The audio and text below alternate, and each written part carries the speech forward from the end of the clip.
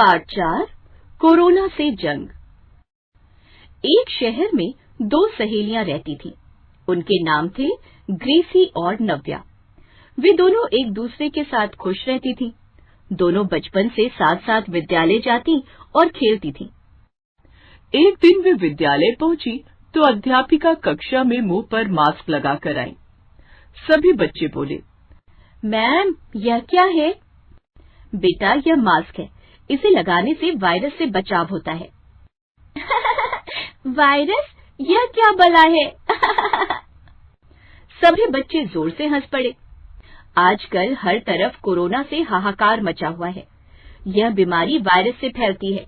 यह वायरस ही इस बीमारी को आगे बढ़ाने का काम करता है। मैम, यह बीमारी कैसे फैलती है? बेटा, जब हम इस बीमारी से ग्रसित व्यक्ति के पास बिना मास्क के जाते हैं और उसके बाद पूरी तरह से अपनी सफाई नहीं करते हैं, तो यह बीमारी एक व्यक्ति से दूसरे व्यक्ति को लग जाती है। मैम, इसे रोका कैसे जा सकता है? बेटा, इस बीमारी से ग्रसित व्यक्ति के पास मास्क पहनकर ही जाएं। बार बार हाथ साबुन से धोते रहें। साफ सफाई का पूरा ध्यान रखें। इस बीमारी का टीका अवश्य लगवाएं। संक्रमित व्यक्ति से थोड़ी दूरी बनाकर रखें, लेकिन उसका पूरा पूरा ध्यान रखें। जी मैम।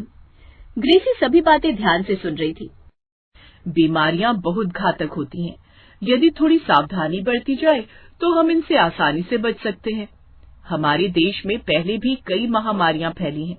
कोरोना भी एक महामारी ही है। महामारी के समय हमें एक दूसरे की मदद करनी चाहिए, लेकिन स्वयं की भी सुरक्षा बहुत आवश्यक है। इतने में कक्षा की घंटी बजती है और सभी बच्चे उठकर चले जाते हैं। अगले ही दिन सरकार लॉकडाउन लगाकर सभी जगहों को बंद करा देती है, जिससे कि महामारी न फैले। ग्रेसी के पड़ोस में एक दादा दादी रहते थे। उनके सभी बच्चे विदेश में जाकर रहने लगे थे।